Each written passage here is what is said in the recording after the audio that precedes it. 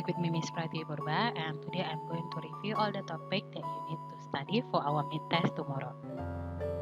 Parts of the plant. We have 5 parts of the plant, that is flower, leaf, fruit, stem, and roots. We start from flower. What is the function of flower? The function of flower is for reproduction. What is the function of leaf?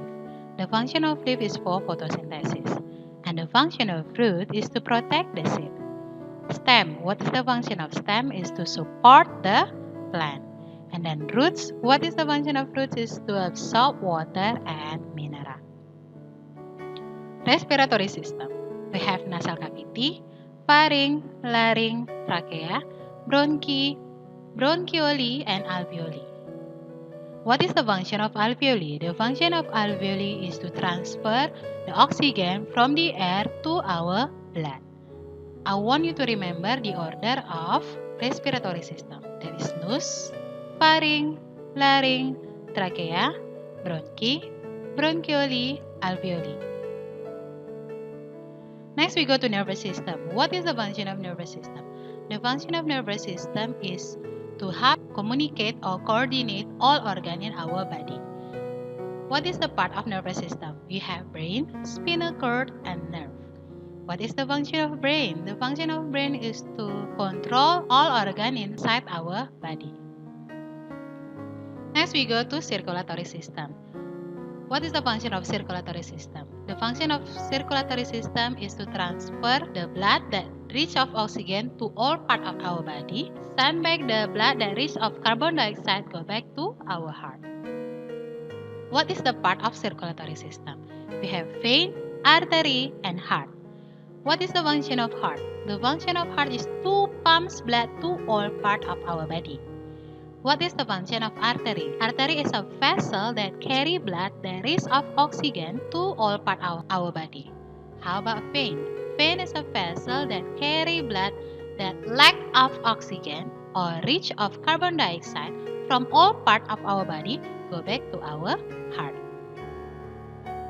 Next we have 3 types of muscle. That is skeletal muscle, cardiac muscle, and smooth muscle.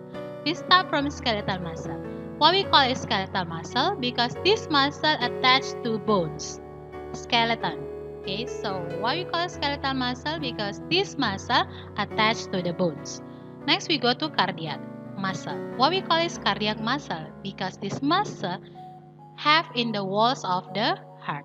So where we can find cardiac muscle? In the heart. How about smooth muscle? Smooth muscle we can find out in our internal organ out of heart. For example, intestine, stomach, lungs, and the other internal organ. Now we discuss about skeletal system. During the lesson, I have asked you to memorize all the bones. We start from the skull or cranium, clavicle, scapula, sternum, ribs. Remember, ribs, the function of ribs and sternum is to protect the heart and the lungs.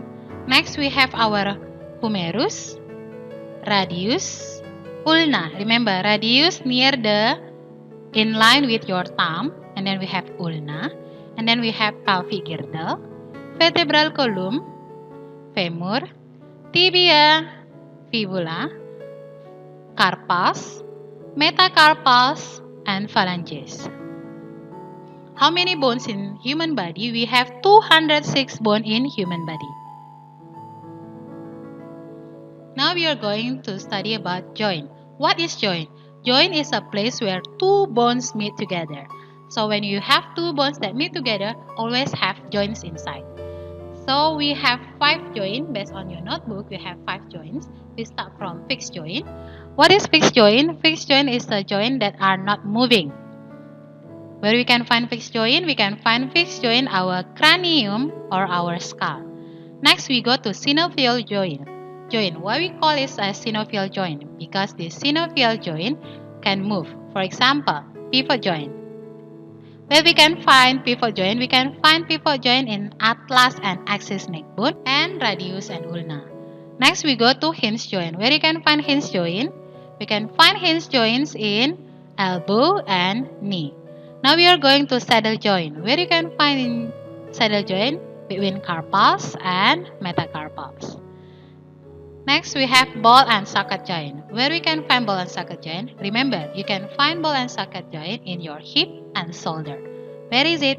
Between humerus and shoulder girder, and between femur and pelvic girder. Next, we will discuss about scientists. First, we have anatomist. Anatomist is a scientist who study about structure of human body. Next, we have physiologist. Physiologist is a scientist who study about how is our body works. Next, we go to sport physiologist. Sport physiologist is a scientist who study about how is our body works when we do exercise. Next, we have neuroscientist. What is neuroscientist? Neuroscientist is a scientist who study about the brain and nervous system. Remember, neuro, nerve. So, neuroscientist is scientists who study about brain and nervous system. Next, we go to osteologist. Osteologist, osteon means this scientist study about bones. Next, we go to nutritionist. Nutritionist is a scientist who study about the food composition. Now we go to chapter 2. We are going to discuss about 7 characteristics of living organism. To memorize this, you just need to memorize mnemonics, Mrs. Green. What is the meaning of Mrs. Green's? M stands for movement, R, respiration, S, sensitivity, G, grow, R, reproduction, E, excretion, and N, nutrition. Or we can memorize this as Mrs. Green. What is the meaning of grow? Grow is a permanent increase in size. How about movement? Movement is changing position from one place to another place. How about nutrition? Nutrition is the food, organic substance and mineral ions that containing raw material that have to give us energy. Next, we go to excretion. What is excretion?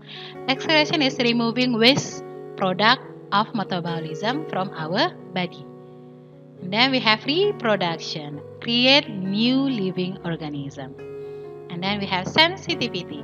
Sensitivity is being able to sense and respond to stimuli. And the last we have respiration. Respiration is the chemical reaction that break down nutrients molecule in living cell to release energy. So to release energy, you not only need food, you also need to breathe. That's why for releasing energy, you need nutrition and respiration. But for moving you need 2. That is bones and muscle. Now we discuss about cell. We have 2 types of cell, that is plant cell and animal cell. We start from nucleus. We have the purple color here is nucleus and nucleus. What is the function of nucleus? Nucleus, the function is to control activity inside the cell. Next, we go to cytoplasm. This cytoplasm. The function of cytoplasm is a jelly-like substance where chemical reaction takes place. Next, we go to cell membrane. This is cell membrane and this we have cell membrane. What is the function of cell membrane? The function of cell membrane is to control what enter and leave the cell. And then we also have cell wall. Cell wall is like our wall. The function of the wall is to keep the shape of the cell and then as protection. We have also vacuole here. What is the function of vacuole? Vacuole is organelle that contain watery and sugary cell. And then here we have chloroplast. What is the function of chloroplast? This is for photosynthesis. Now from this you can see what is different between plant cell and animal cell. The first difference that you can find out is the vacuole. Plant cell have the large vacuole while animal cell they only have small vacuole. Next, in plant cell have chloroplast while in animal cell doesn't have chloroplast. The third, in plant cell have cell wall while in animal cell doesn't have cell wall. I repeat again. The first difference is the large vacuole. Plant cell have large vacuole, animal cell doesn't have large vacuole. The second is the cell wall. Plant cell have cell wall, animal cell doesn't have cell wall. And the third is chloroplast. Plant cell have chloroplast while animal cell doesn't have chloroplast. How about bacteria? Bacteria is one of example of microorganism. Bacteria can grow rapidly between 5 until 57 degrees Celsius. That's why you need to be aware when you want to serve the food. How to prevent food poisoning? First, you need to make sure you wash your hand before and after preparing the food. Remember, before you want to cook and after you finish cook, you need to wash your hand. Second, you need to cook meat, poultry, fish, and eggs thoroughly to make sure there is no bacteria that's still alive. Next, we need to wash the fruits and vegetables well before you are eating the fruits. So you not directly buy and eat. You need to make sure you already wash that. Why? To make sure there is no bacteria or any microorganism that will stick to the fruit and vegetable. Next we go to chapter 3. It's about food chains. What is food chains? Food chain is the process of transfer energy from one organism to another organism within an ecosystem. The grass here is the producer. Grasshopper is the first consumer. Mouse as the second consumer. And then we have the third consumer. And then we have eagle as the fourth consumer. And then we have mushroom as the decomposer. Remember, what is the example of decomposer? We have bacteria, and then we also have mushroom. Okay, another example of food chains. We have grass, grasshopper, bluebird, snake, owl, and decomposer. Grass is a producer. Grasshopper is a primary consumer. Bluebird, secondary consumer. Snake, tertiary consumer or third consumer. Owl is the fourth consumer, or we call as predator. So here, owl is the predator, snake also predator, and bluebird also predator. And then we have decomposer. Remember, bacteria and mushroom is decomposer. Producer can create their own energy. Remember, all producer can create their own energy from the sun by photosynthesis. And then all primary consumer is herbivore. So consumer we divide into 3 based on their food, that is herbivore, carnivore, and omnivore. What is herbivore? Herbivore is animal that eats almost only plants. So they only eat plants.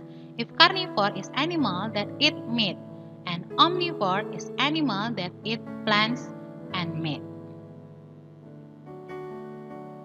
Okay, that's all about my explanation for our meat test. I hope this explanation can help you to enrich your knowledge and understanding. Good luck for your science meat test, student, and I know you can do it well. See you tomorrow, and I hope you can show your best for our assessment. Thank you.